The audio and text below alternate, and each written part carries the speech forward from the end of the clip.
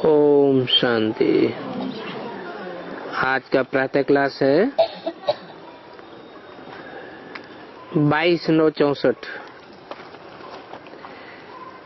Record चला है धीरज धर मनुआ धीरज धर। ये किसने कहा और किसको कहा? बाप ने बच्चों को कहा, बच्चे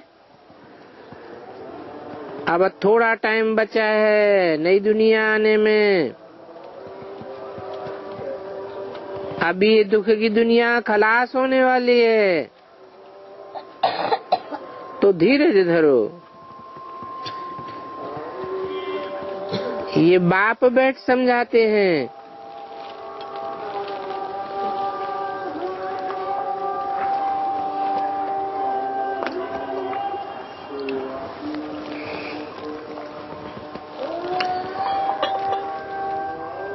ये बातें भक्ति मार्ग में गाई जाती हैं। जब परमपिता परमात्मा आते हैं तो ऐसी आपदाओं के टाइम पर वो ही आकर के धीरज देते हैं, और तो कोई भी धीरज दे नहीं सकता।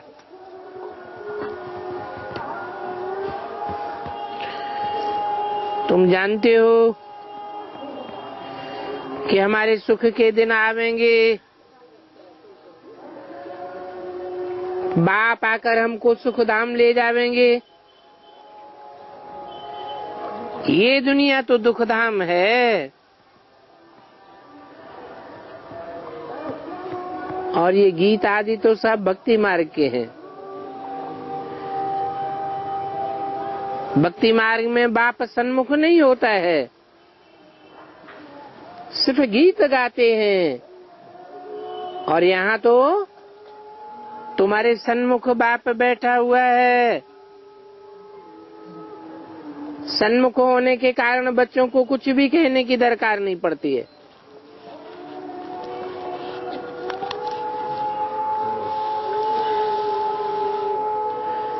बच्चे जानते हैं हमारे सुख के दिन आ रहे हैं, और हम सुख की राजधानी स्वयं श्रीमत पर स्थापन कर रहे हैं। अभी हम डिवाइन मत पर चल रहे हैं। तो एक होती है डिवाइन मत और दूसरी होती है अनडिवाइन मत। अर्थात एक होती है आसुरी मत और दूसरी होती है ईश्वरीय मत। ईश्वरीय मत को डिवाइन मत कहा जाता है, आसुरी मत को अनडिवाइन कहा जाता है। और डिवाइन मत एक ही होती है, उसको कहते हैं श्रीमत। अनडिवाइन मत रावण की मत है। रावण के अनेक मुख हैं, तो अनेक मतों की श्रीमत थोड़े ही कहेंगे।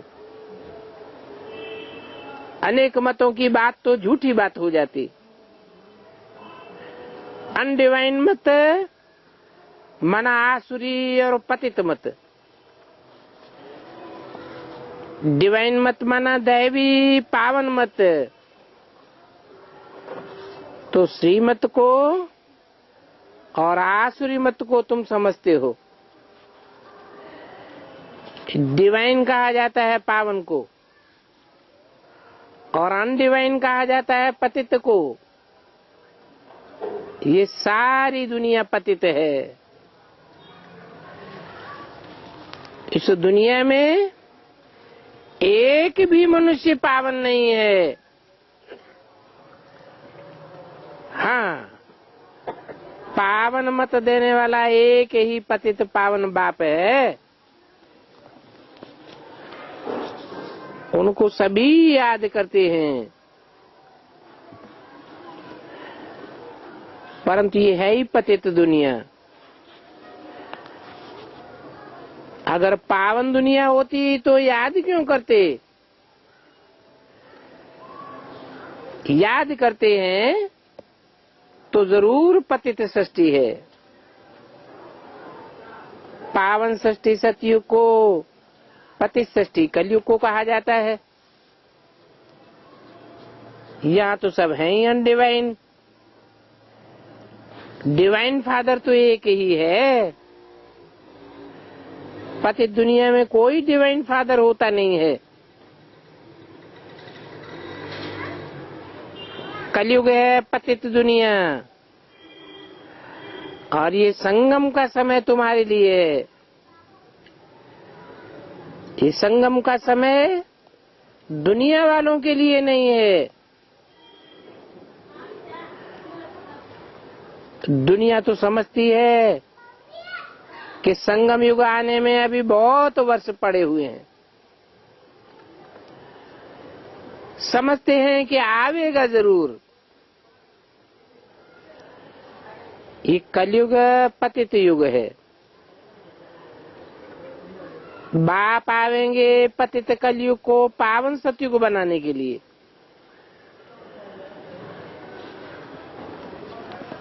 ऐसे तो कुमार अथवा कुमारियां भी डिवाइन पावन हैं, परंतु उन कुमार कुमारियों को भी पावन से पतित जरूर बनना है। क्योंकि पतित दुनिया है ना, विकार से जन्म लेते हैं। जिनका आदि ही पतित, तो मध्य और अंत भी पतित हो जाता है। इसलिए इस विकारी दुनिया में कोई भी डिवाइन होती नहीं है। हाँ, जो संगम में जन्म लेते हैं वो डिवाइन बन सकते हैं। डिवाइन निर्विकारी को कहा जाता है।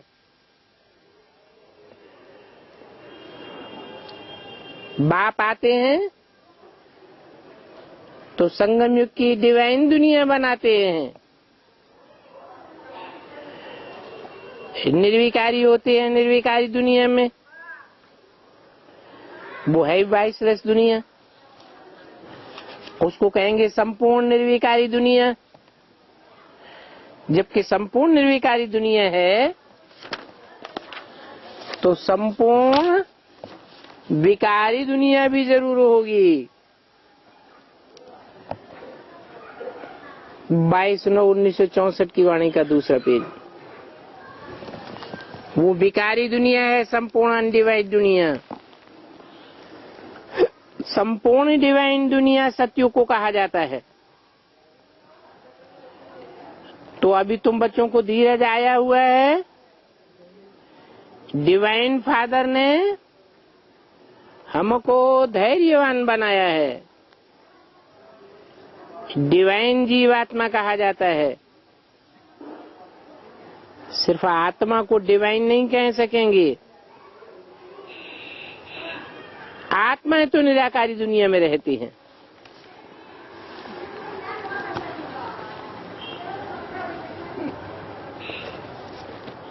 डिवाइन मनुष्य होते हैं पवित्र दुनिया में।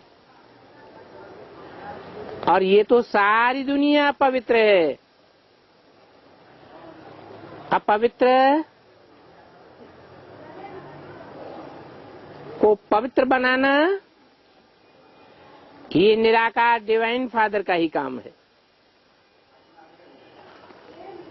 तो तुम बच्चों को अब धीरज मिलता है। बच्चे, अब सतयुग आने वाला है। सुखधाम स्थापन करने में समय तो लगता है। फट से दुखधाम का विनाश हो जाए ऐसे तो होता नहीं कि फट से सुखधाम स्थापन हो जाएगा, दुखधाम का विनाश हो जाएगा। तुमको भी देखो कितना टाइम लगा है। पतित सृष्टि कितनी बड़ी है। तुम भी जब लायक बनो तब तो पावन दुनिया बने। तो तुम खुद ही कहेंगे हम अभी पूरे बन जाएं तो फिर कर्मातीत अवस्था हो जाए, परंतु अभी बहुतों में देह अभिमान होने के कारण समझते हैं हम तो संपूर्ण बन गए हैं, हमको श्रीमत की दरकार नहीं है, इसलिए बाप को याद ही नहीं करते। याद से ही श्रेष्ठ बनेंगे। कोई कह नहीं सकते हैं तुम निरंतर बाप को याद करते हो क्या? कोई भी नहीं कह सकता हम निरंतर याद करते हैं। अंदर भी कोई ऐसे न समझे कि हम तो निरंतर बाप की याद में रहते हैं।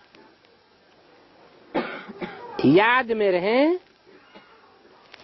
तो बाकी और क्या चाहिए। सारा दिन भी कोई याद में रहे तो कर्मातीत अवस्था हो जाए। ये बड़ा मुश्किल है जो अभी कर्मातीत अवस्था हो जाए। सदैव बाप की याद में रहना बड़ा मुश्किल है। तुम पुरुषार्थ कर रहे हो सुखधाम में राजभाग लेने के लिए, तो अपनी अवस्था को देखना है। अगर हमारे में बहुत विकार हैं, बहुत कमियां हैं, तो समझना चाहिए हम इतना ऊंच पद नहीं पा सकेंगे, दौड़ी पहन नहीं सकेंगे निरंतर याद की। अपन को मुंह मियां मिट्ठू नहीं समझना है कि मैं तो संपूर्ण बन गया हूँ। संपूर्ण तो होते ही है शिवालय सतयुग में, कलयुग में संपूर्ण कहाँ से आवेंगे। संपूर्ण तब बनेंगे जब सारा भारत शिवालय बन जाता है।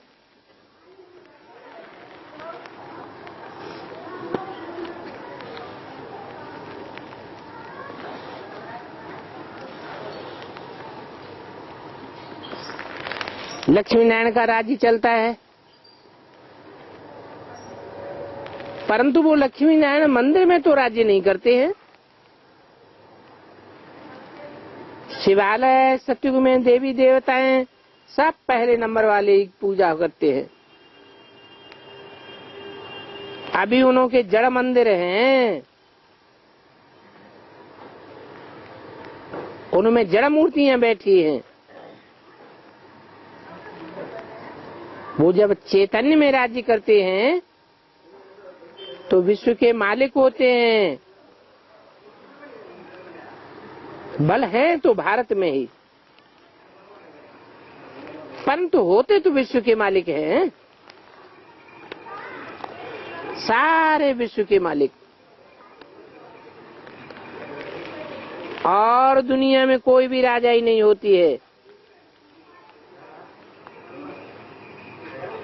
फिर से अपना डिवाइन राज्य स्थापन कर रहे हैं। पावन दुनिया में जाने के लिए पहले पहले पावन जरूर बनना पड़े, तो मेहनत लगती है, टाइम तो लगता है ना। जहां तक जीना है याद रखना है, और ज्ञान की बरसात भी होती रहती है, ये भी चलती रहेगी। तो भिन्न भिन्न प्रकार से समझाया जाता है। वास्तव में डिवाइन अथवा पवित्र लक्ष्मी नारायण के सिवाय किसको कह नहीं सकते।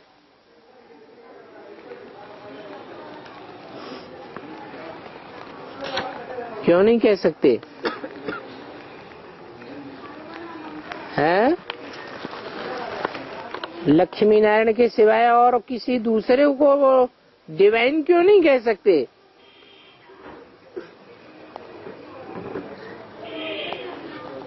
क्योंकि लक्ष्मी नारायण की याद निरंतर ठहर जाती है, औरों की कुछ परसेंटेज में कम रहती है। बल वो सन्यासी भी पवित्र रहते हैं, परंतु वो हैं फिर भी पतित दुनिया में, विकार से पैदा होते हैं।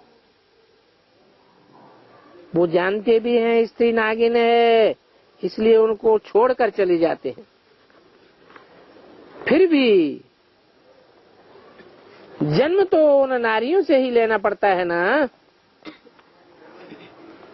परंतु ये बात वो खुद थोड़ा ही समझते हैं। शंकराचार्य ने संन्यास धर्म स्थापन किया, अच्छा काम किया, इसलिए उनकी महिमा होती है। परंतु ऐसे तो नहीं है कि उनका अच्छा काम लंबे समय तक ठहरता है, ठहरता रहा, फिर भी वो काम बुरा तो हो ही जाता है।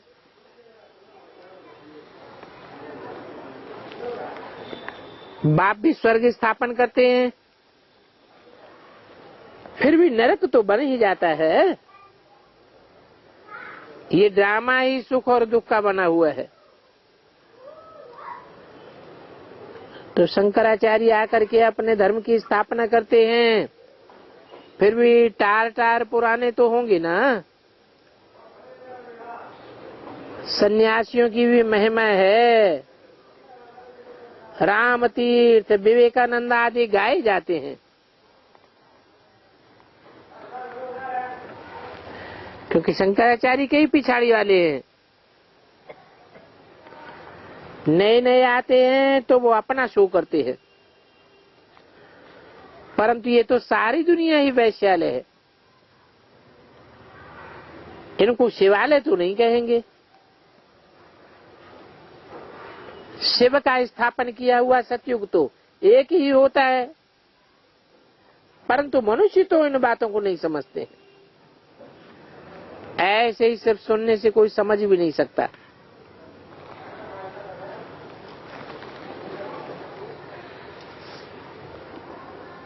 एक होता है सुनना और दूसरा होता है समझना, तीसरा होता है फिर धारण करना। पहले पहले तो 7 रोज आए हम ऑब्जेक्ट को समझे, और कोई पढ़ाई के लिए ऐसे नहीं कहा जाता कि पहले 7 रोज समझो। ये तो एक ही गीता पाठशाला है जहाँ लक्ष्य दिया जाता है, पहले पहले फादर को समझो। बाप कहते हैं मैं बच्चों की सेवा करने आया हूँ, जो कल पहले वाले बच्चे हैं वो ही आवेंगे। जब तक निश्चय बुद्धि न बने हैं तब तक बुद्धि में बैठेगा नहीं। निश्चय बुद्धि के बाद ही धारणा होती है। इसलिए बाबा पूछते हैं बताओ कहाँ तक निश्चय हुआ है।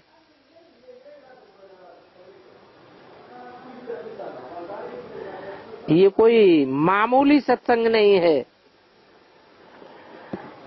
और सत्संगों में तो कहेंगे कि फलाना महात्मा गीता सुनाते हैं, फलाना वेद शास्त्र सुनाते हैं,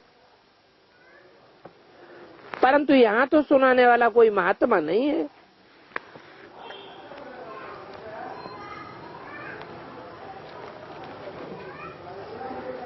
ये तो बाप बैठ समझाते हैं। 22/9/64 की वाणी का 3रा पेज। पहले जब तक निश्चय नहीं है तब तक कोई क्या समझेगा। वहां सत्संगों आदि में तो समझेंगे कि ये फलाना वेद सुनाते हैं, राज विद्या पढ़ाते हैं। यहाँ तो वेदों शास्त्रों अथवा राज विद्या आदि की कोई बात ही नहीं है। तुम जानते हो बाबा इन द्वारा पढ़ाए रहे हैं। जब तक ये न समझा है तो आगे क्या समझेंगे। न समझने के कारण और ही वायुमंडल को खराब करते रहेंगे। या तुम्हारे में भी ऐसे नहीं है कि सब शिव बाबा की याद में सुनते हैं? नहीं, बुद्धि इधर उधर भागती रहती है। कोई हैं जो समझते हैं शिव बाबा ब्रह्मा द्वारा पढ़ाते हैं।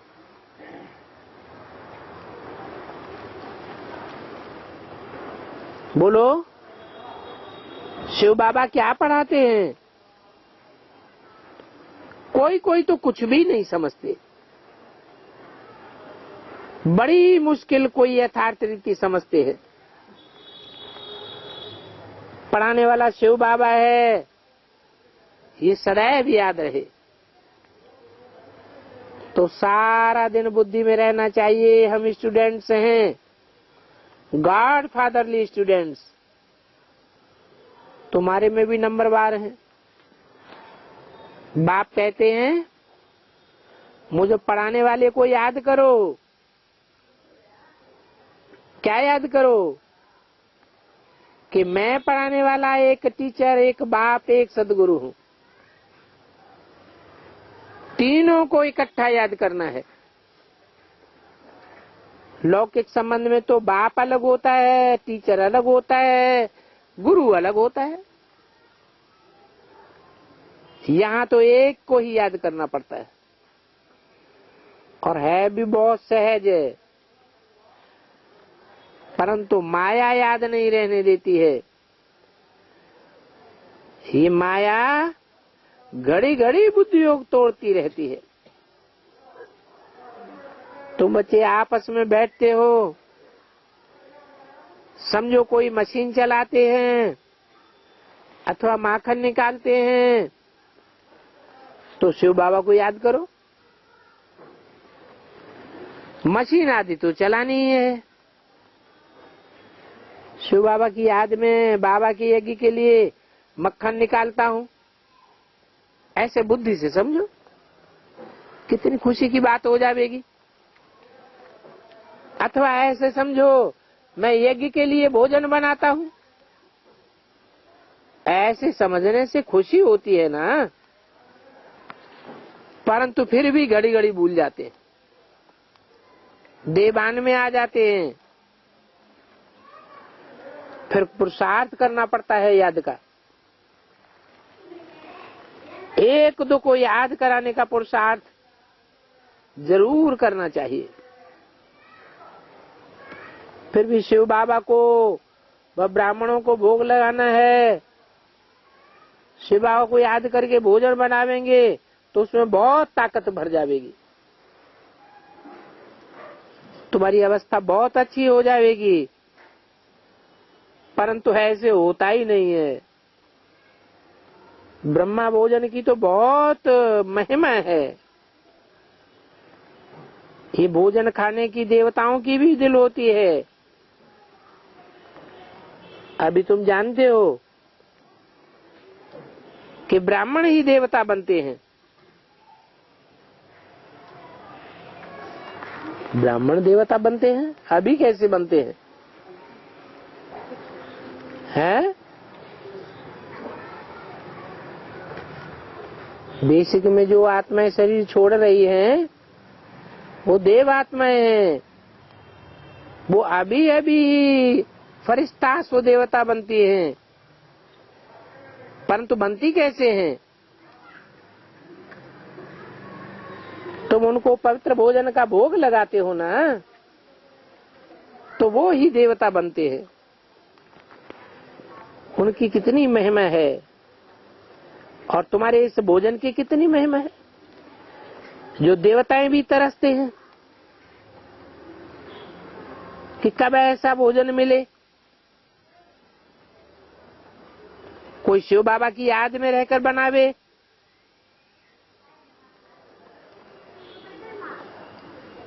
ऐसा शक्तियों का भंडारा हो, ऐसी शक्तियों का संगठन हो, याद में रह करके भोजन बनावे तो कितनी शक्ति मिले। परंतु ऐसे अब बेचारी याद में रहते ही नहीं है। समझते नहीं है कि याद भी भोजन है। याद आत्मा का भोजन है।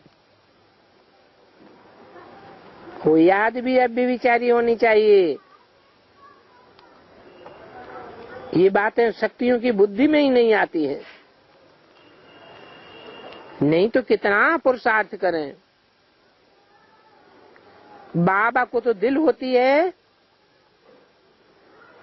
कि अपने हाथ से शिव बाबा को याद करते भोजन बनाऊं। इस बात की भी प्रैक्टिस करनी है। देखें कि भोजन बनाते बनाते हमारी याद ठहरती है कि नहीं। बाबा चैलेंज देते हैं, जो भी भंडारे में काम करने वाले हैं वो कोशिश करके देखो। बाबा जानते हैं कि 1 घंटा भी याद नहीं कर सकते हैं। याद वाले ज्ञानवान हो तो सर्विस में लग जावे। ऐसे याद करने वालों को फिर यहाँ सुख ही नहीं आवेगा। जब तक कांटे को फूल ने बनावे तो कुछ भी काम के नहीं है।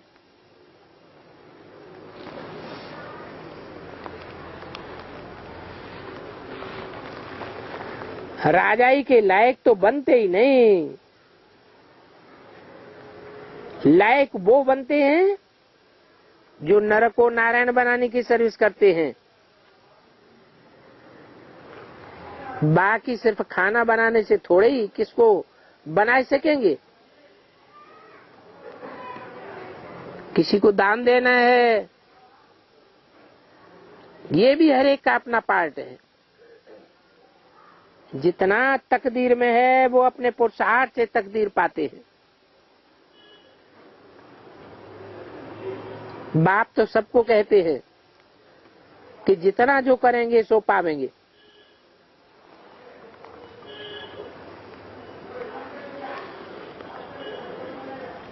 अपने बिलवेड मोस्ट बाप को याद करना है। वो सभी का बाप है।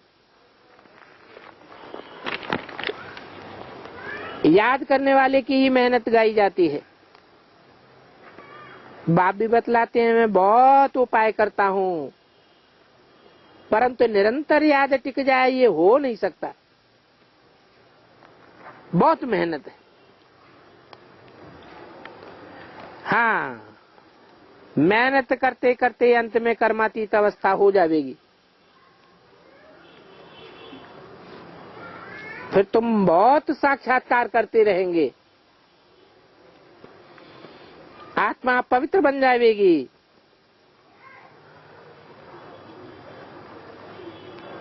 संस्कारों की टक्कर खत्म हो जाएगी।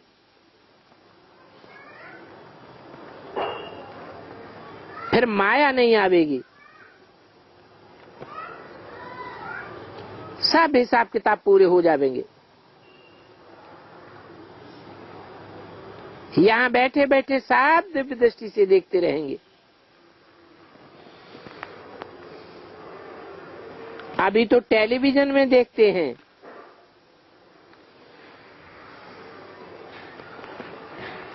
परंतु ये टेलीविजन कोई दिव्य दृष्टि नहीं है।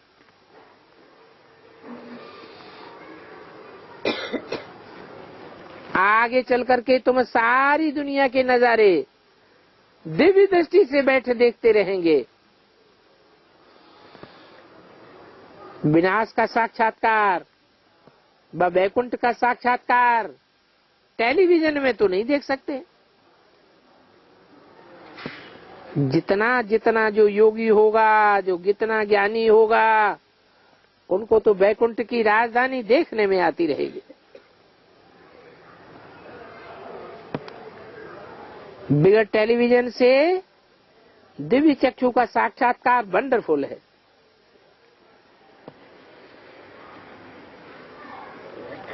वो बिगड़ टेलीविजन ही होता है। सच्ची दिल से बाप की सर्विस में लगना है, तब अंत में मजा आवेगा। बुद्धि भी कहती है बाबा आप हमारी बहुत खातिरी करेंगी ना विनाश के टाइम पर। ये घूमना फिरना बहलाना ये सब बाबा की खातिरी है। ऐसा बनने के लिए भी लायक बनना चाहिए।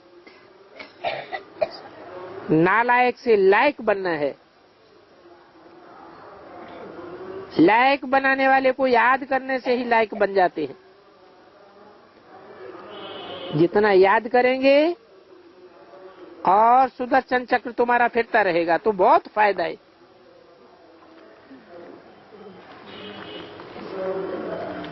बीज को याद करने से सारा झाड़ याद आता रहेगा। जितना जो करेगा वो अपने पैर पर खड़ा होता रहेगा। परंतु ये बातें तुम्हारे सिवाय कोई नहीं जानते है। न जानते हैं और न समझ सकते हैं। इस याद और ज्ञान से हम इतना जमा करते हैं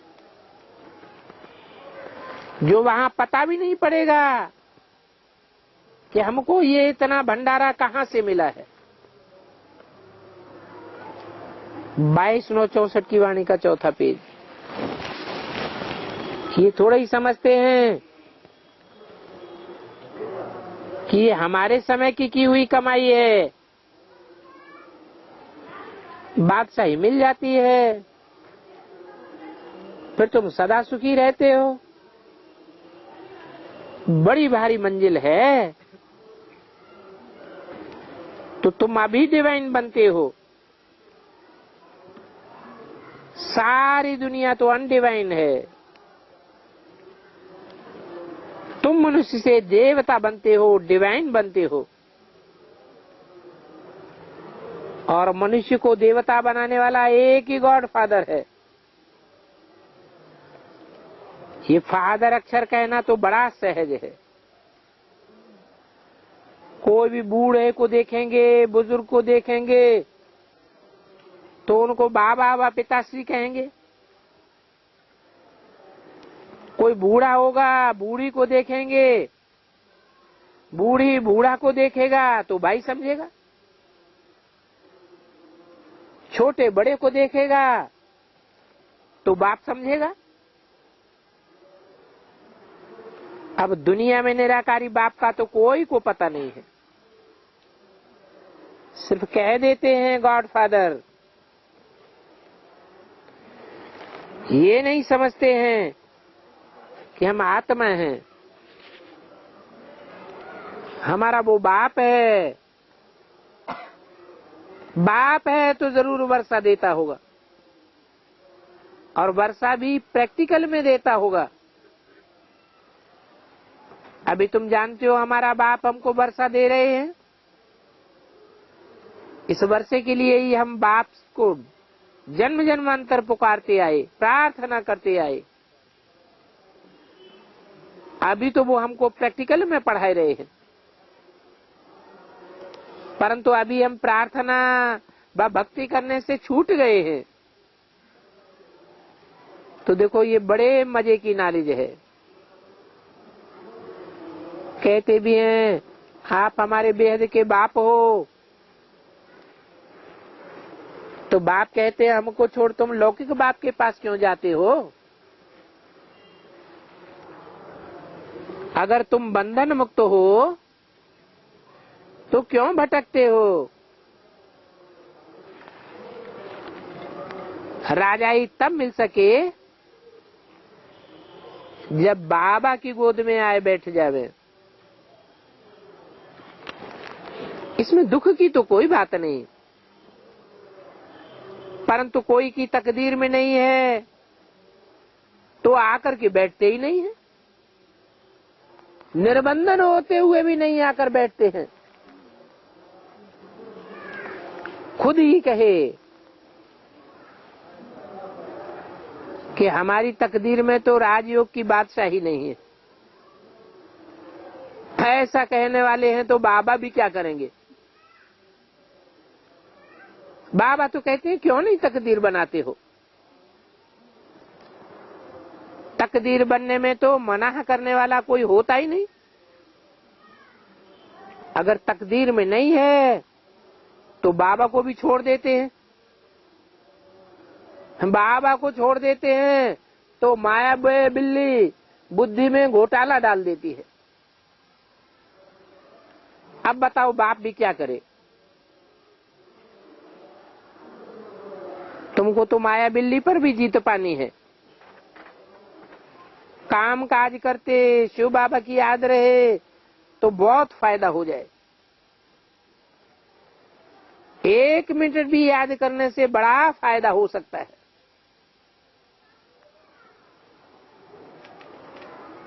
तो जो निरंतर याद करते होंगे उनको तो कितना फायदा हो जाएगा। 1-2 को सावधान करना चाहिए और घड़ी घड़ी सावधान करना चाहिए। फिर कोई माने या ना माने। बाबा युक्तियां तो बहुत बतलाते हैं। बोलो, हमको स्वप्न आते हैं, हमको भगवान का फरमान मिला है। अच्छा, तुम कृष्ण भगवान को ही कहो, वो ही कृष्ण भगवान है। वो कृष्ण हमें कहते हैं पवित्र बनो, तो तुम कृष्णपुरी की मालिक बन जाएंगे। बोलना चाहिए हम तो कृष्णपुरी में जरूर जाऊंगी।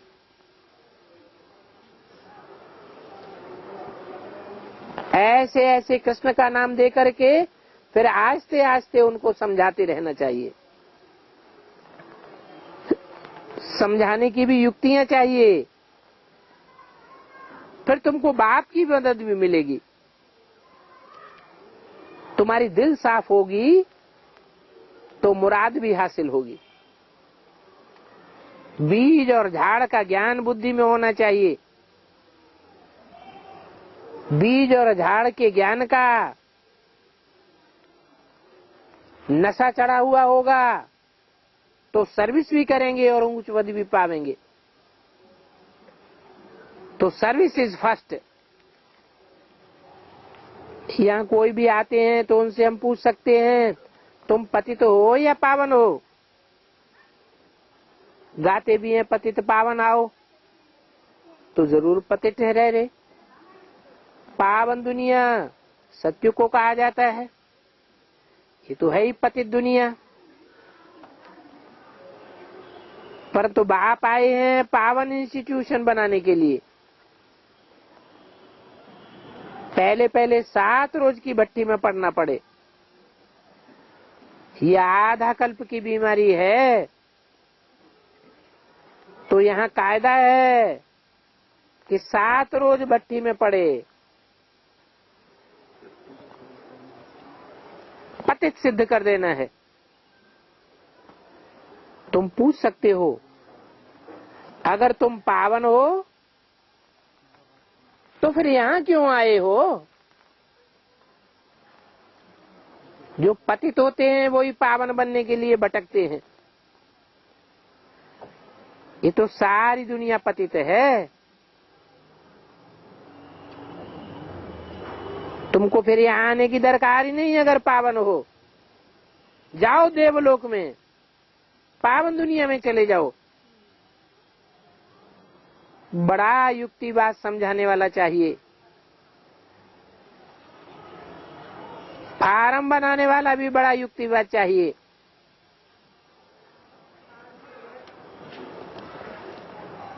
तुम बच्चे बहुत लकी हो क्योंकि तुम स्वर्ग के मालिक बनते हो। मैं तो स्वर्ग का मालिक नहीं बनता हूँ। मैं न किसी को सुख देता हूँ न दुख देता हूँ। तो बाप कहते हैं मेरे सिकिल बिलीव्ड मोस्ट लकी सितारे, जो जास्ती चकमक है उनकी बहुत महिमा होती है। और चकमक काहे की है? ज्ञान की चकमक है, पवित्रता की चकमक है। उनकी फिर बहुत महिमा होती है। वो साइंस घमंडी कितनी कोशिश करते हैं ऊपर स्टार्स चंद्रमा की तरफ जाने की, परंतु वो पहुंच नहीं सकते। खुद भी कहते हैं अजन क्वार्टर रास्ते पर भी हम नहीं पहुंचे हैं।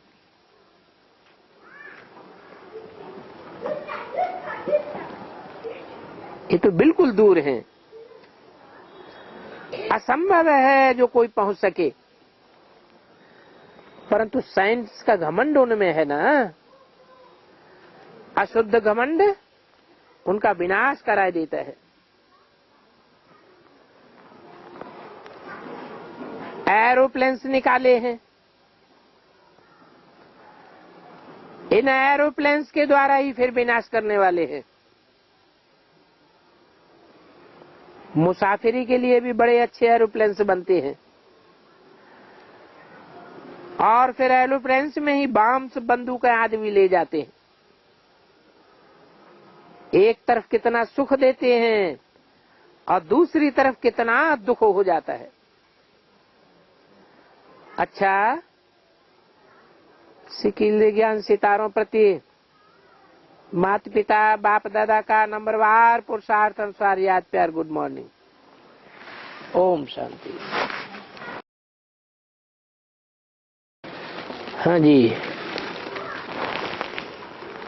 कदरी में तो ज्यादातर तेलुगु वाले ही बैठे हुए हैं, गिने चुने हैं जो हिंदी जानते हैं। तो तेलुगु भाषा में ही बोलो। तेलुगुलो चप्पंडी।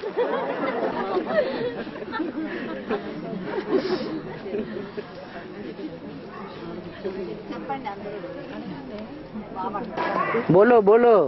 हाँ जी। ज्ञान जो है जल है और याद भोजन है, और वस्त्र क्या है? वस्त्र कपड़ा है।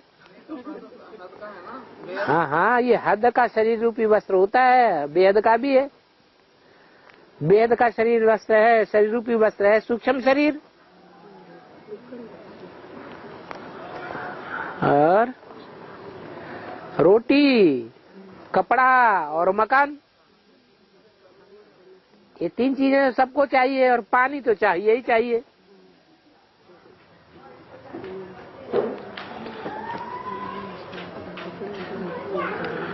और नरसिंह स्वामी को यादगार क्या बाबा? कागड़ी नरसिंह स्वामी को यादगार। नरसिंह स्वामी की यादगार ही तो आधा शेर आधा मनुष्य बनाया हुआ है, वो यादगार ही तो है।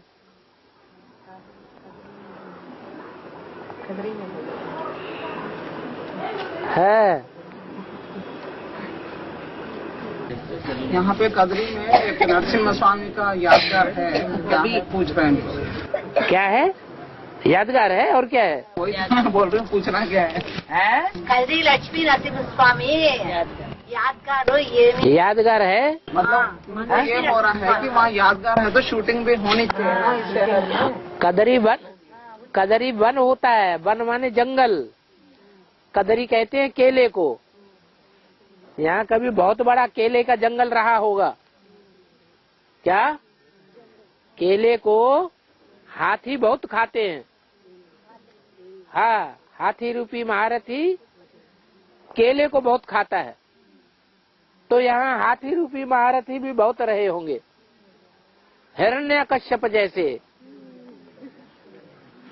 उनको कंट्रोल करने के लिए फिर नरसिंह का अवतार लिया। जानवरों की बात है या मनुष्यों की बात है? ह्यूमन एलिफेंट्स भी होते हैं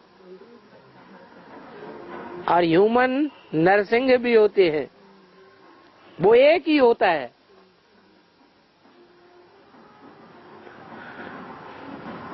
और కోటి ఏకాదశి దక్షిణ వాటిలే దేవల్ల అంటారు.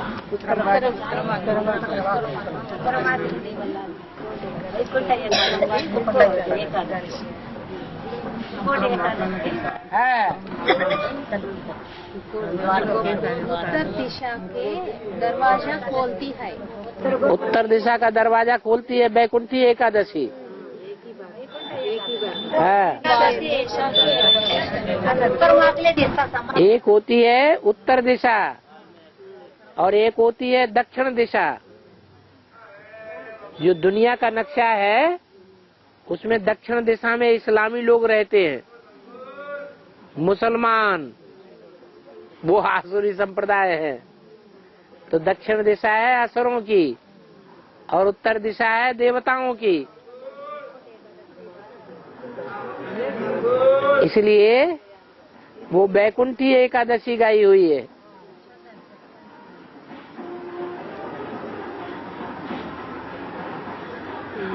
जो बैकुंठ में ले जाने वाली है। और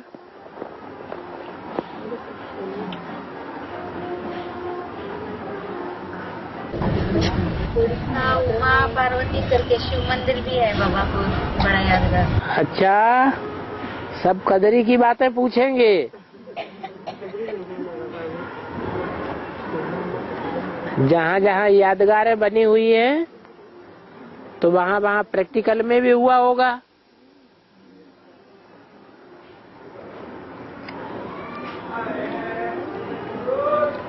और शादी वगैरह होती है, शादी वगैरह बहुत होते हैं और शादियाँ होती हैं वहाँ पे शिव मंदिर में। हाँ, शंकर पार्वती प्रवृत्ति मार्ग के दूसरों का भी क्या बनाएंगे, प्रवृत्ति मार्ग का ही बनाएंगे। हैं? बाबा कुमार कुमारी हमको डिवाइन करने का तो बोला ना। हाँ, पवित्र होते हैं ना। और शादी हो जाती है तो अपवित्र हो जाते हैं, फिर डिवाइन कहा नहीं जा सकता।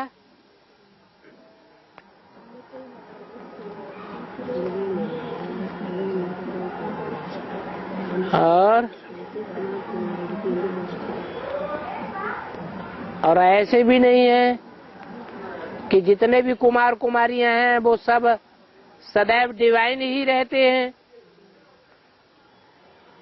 क्योंकि पैदाइश अनडिवाइननेस से हुई है या डिवाइननेस से पैदाइश हुई है। अनडिवाइननेस से पैदाइश हुई है, तो जिसकी पैदाइश ही अनडिवाइननेस से हुई है उनका आदि मध्य अंत तीनों डिवाइन नहीं हो सकता। अनडिवाइन बनना ही पड़े, बल कोई शादी न भी करते हो तो भी बाबा कहते हैं विकार में जाना माना शादी। इस पतित दुनिया में एक भी पावन नहीं रह सकता। माया किसी को छोड़ती नहीं है, तो सब कुमार कुमारी अनडिवाइन बन जाते हैं।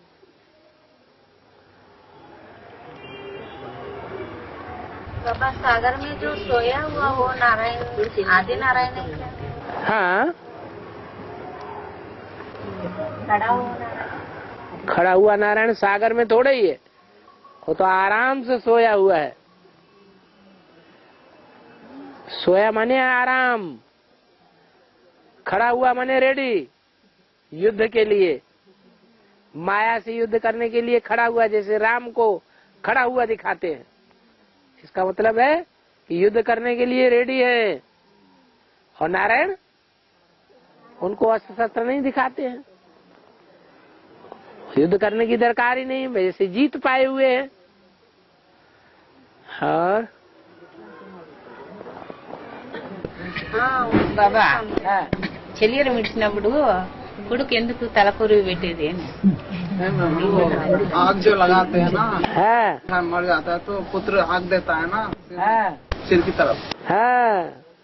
और शिव बाबा इस दुनिया में आते हैं ना, तो शिव बाबा आग लगाते हैं या उनका बच्चा आग लगाता है? शिव बाबा एक, तो शिव बाबा का बच्चा भी एक कहा जाता है। इसलिए एक शंकर के लिए गायन है। क्या करता है? शंकर द्वारा आग लगाई जाती है इस दुनिया में। क्या आग लगाता है? शिव आते हैं तो कोई देह अभिमानी में प्रवेश करते हैं, तो जिस देह अभिमानी में प्रवेश करते हैं वो शंकर ही पहला निकलता है जो अपने देहवान को पहले आग लगा देता है। इसलिए दुनिया में ये रस्म बनाई गई है कि बच्चा ही बाप के शरीर को आग लगाएगा। वो लेटा हुआ विष्णु जो है, लेटा हुआ विष्णु और खड़ा हुआ विष्णु। खड़ा विष्णु तो तैयार है बोले ना, लेटा हुआ विष्णु का क्या है? लेटा हुआ विष्णु ने आराम कर रहा है। युद्ध पूरा हो चुका, विजय पाली, अब आराम करो। और आदि नारायण है ना बाबा? है आदि नारायण है ना? हाँ, लेटा हुआ विष्णु आदि नारायण है क्या पूछ? हाँ जी, हाँ जी। आदि नारायण होगा तो आदि में अपना काम पूरा करेगा, और सतयुग का लास्ट नारायण होगा तो लास्ट में अपना काम पूरा करेगा। आदि का मतलब क्या? पहले जिसने अपना काम तमाम कर लिया। राहु केतु की बात वो सब सीरीज में बताई गई है ना। हाँ, वही पूछ रही है फिर। राहु माने संपूर्ण अंधेरा कर देता है, तो संपूर्ण अंधेरा करने वाला जो राक्षस है वो राहु कह दो या 100% रावण कह दो, बात एक ही है। और वो ग्रस्ता कब है?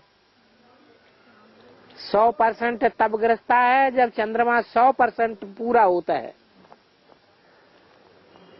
जब 100% चंद्रमा में ज्ञान की रोशनी आती है, उसी समय राहु उसके ऊपर 100% आक्रमण करता है। बाबा जैसे कहते हैं, तुम जितना रुस्तम होकर के लड़ाई लड़ेंगे, उतना माया भी रुस्तम बन करके तुमसे लड़ाई लड़ती है।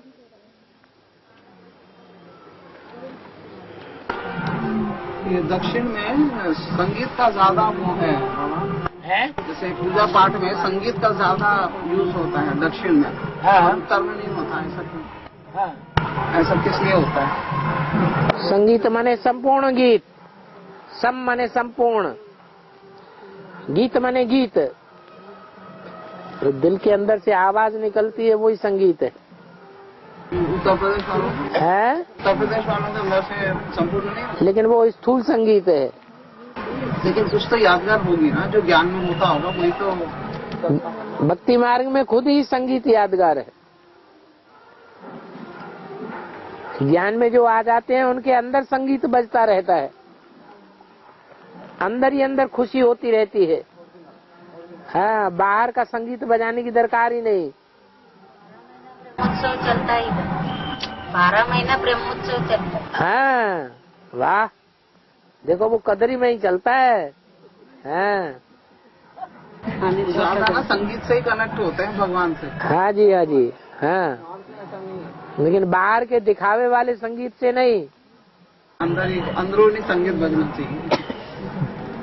मुसलमान लोग जो चिल्लाते हैं, सिख लोग जो गुरुद्वारों में चिल्लाते हैं हारमोनियम तबला बजा के, हिंदू लोग जो कीर्तन करते हैं, उससे नहीं मिलते हैं, वो अंदर का संगीत है,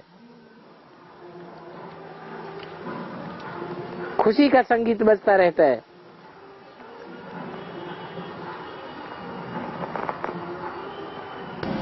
माता जी पूछ रही थी जो रत्नापल्ली है ना, जो गांव रत्नापल्ली, वो वहाँ पे 3-4 युगल है बोल रही हैं, और कन्याओं की सेफ्टी के लिए भी पूरी माताएं दौड़ के एकदम पहुँच जाएंगी, और हॉस्पिटल भी पास में है, पुलिस स्टेशन भी पास में, स्टेशन भी पास में है, तो वहाँ क्यों नहीं पूछ सकता, पूछ रही, और तैयार है पूरा। पुलिस स्टेशन कौन सा? यही रत्नापल्ली जो गाँव आप भी जा चुके शायद, रत्नापल्ली। और स्टेशन कौन सा? स्टेशन नहीं नदी ఏదో స్టేషన్ అన్నారు, రైల్वे स्टेशन పేరు नल्ला चेरू करके कोई स्टेशन है, अच्छा बड़ा स्टेशन है वो। छोटा सा स्टेशन होता है, बड़ा सा नहीं, बड़ा सा तो कदरी है। हाँ, छोटे से स्टेशन में और जो लोकल ट्रेन हैं वो ही रुकेंगी, बड़ी ट्रेन नहीं रुकेंगी। हाँ जी। सेफ्टी का पूरा अच्छा वो है, बहुत माताएं दौड़ के आती हैं, आएंगी और 3-4 युगल 5 युगल। यहाँ कदरी वाले हाथ उठाओ, कितने लोग हैं जो कदरी के, रत्नाल पल्ली नहीं। 1 2 3 4 5 6 7 8 9 10 11 12 13 14 15 16 17 18 19 20 21 22 23 24 25 हैं कदरी के। और रत्नाल पल्ली के हाथ उठाओ। दोनों हाथ नहीं उठाते ना, दोनों तरफ। 1 2 3 4 5 6 7 8 9 10 11 12 13 आधे हैं। बताओ अभी राम राज्य आ गया या प्रजातंत्र राज्य है? अभी पंचायती राज्य है या राम राज्य है? राम राज्य कहाँ है? पंचायती राज्य है, इसमें तो वोट डाले जाएंगे।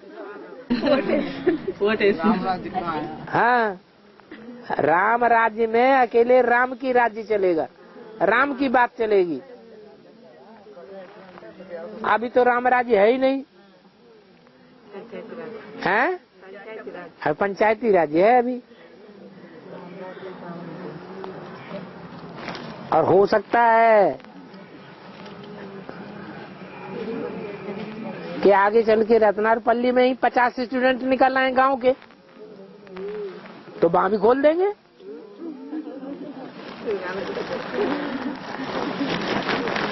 क्या बड़ी बात है? बाबा ने तो बोला है तुम्हारे लाखों की तादाद में सेंटर्स हो जाएंगे, करोड़ों की तादाद में मुरलियां छपने लग पड़ेंगी। तो फिर रत्नाल पल्ली में भी सेंटर खुल जाएगा। और वो समुद्र मंथन का पूछ रही है समुद्र मंथन के बारे में। हो तो रहा है समुद्र मंथन। सागर कौन है और सूर्य कौन है और सितारे कौन है, पृथ्वी कौन है, ये नहीं जाना? पृथ्वी का पार्ट किसका है, चंद्रमा का पार्ट किसका है, पृथ्वी से चिपक के रहने वाला सागर का पार्ट किसका है, सागर और पृथ्वी दोनों से बहुत दूर रहने वाला सूर्य का पार्ट किसका है, सितारों का पार्ट किसका है, उसमें भी जो चमक मारने वाले सितारे हैं वो कौन कौन से हैं, डिम रहने वाले सितारे हैं वो कौन कौन से हैं, जो संगठन में रहने वाले सितारे हैं उनका संगठन कौन सा है, ये सब अभी समझ में तो आ रहा है ना। इन लोगों को शायद समझ में नहीं आती होंगी। हाँ, इसलिए वो समझ में नहीं आती है ना, सिर्फ सुनते हैं। तो आप तो तेलुगु जानते हैं, आप चक्कर क्यों नहीं लगाते? आप भेजेंगे तो चक्कर लगाऊंगे, आप जिधर भेजोगे उधर चक्कर लगाऊंगे। इनसे कहते हैं कि वो आश्रम में आके बैठो, सो भी नहीं आके बैठती।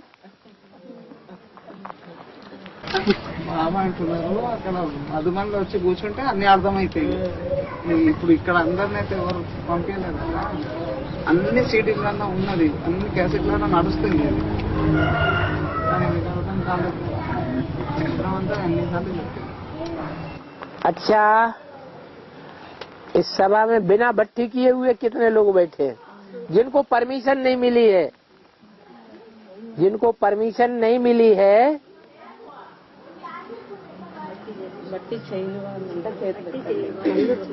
और भट्टी नहीं की है, जिनको परमिशन मिल गई है, परमिशन मिल गई, उनको हाथ नहीं उठाना।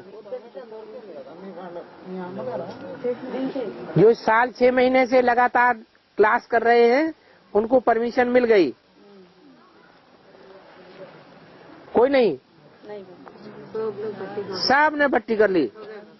अरे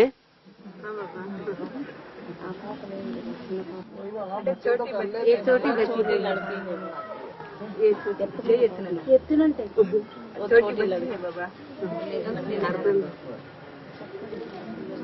वही प्रॉब्लम वही है बाबा, सुनते हैं क्लास करते हैं लेकिन समझ में नहीं आती है, तभी वो क्वेश्चन उठते रहते हैं क्या का। 60-70 तो हैं, लेकिन मूल्य समझ में नहीं आती ना अच्छी तरह से, ज्ञान पूरी तरह से चले समझ में नहीं आता तो बैठेगा कैसे। अब सेंटर खुल जाएगा तो सेंटर में लगातार हिंदी बोली जाएगी। हाँ, तो रोज सभा सोसाइटी चेंज होने से भाषा जल्दी आ जाती है। जैसे हैदराबाद में वो छाया माता बैठ के क्लास खत्म होने के बाद बैठ के फिर पूरा तेलुगु में समझाती हैं सबको। यहाँ कोई होगा नहीं ऐसे समझाने वाला। हाँ जी, हाँ जी, चले जाते हैं तो कहाँ से समझ में आएगा। हाँ जी, हाँ जी, हाँ जी, हाँ जी।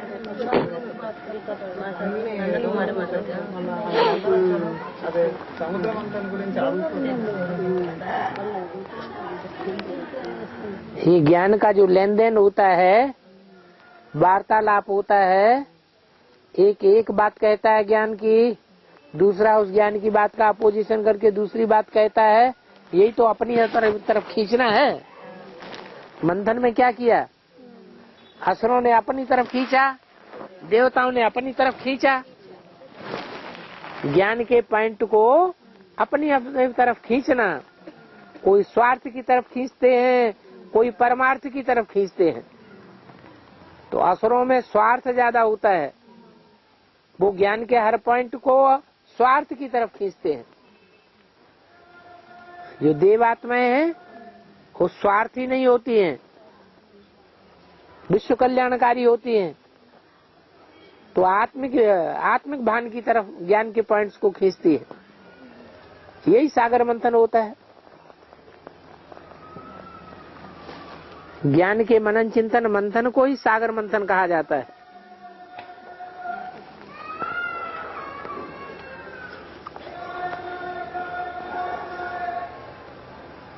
और बाबा आज के वाणी में बोला है, घूमना फिरना बहलाना यह सब बाबा की खातरी है। बाबा खातरी करते हैं ना बच्चियों की। अच्छा पार्ट बजाएं तो क्यों नहीं घुमाएंगे। आने वाली जिज्ञासुओं को खूब खुश करें। नहीं तो मुरली में तो बाबा और भी उल्टा बोलते रहते हैं, घूमना फिरना भूतों का काम है। फिर बाबा खुद ही घुमाते बहलाते हैं, तो भूतों का काम हुआ या भगवान का काम हुआ है? तो भगवान का काम हो गया। ज्ञान क्या है? ज्ञान का मतलब है किसी को खुश करना, दिल खुश हो जाए, दिल खुश मिठाई बांटो, यही ज्ञान है।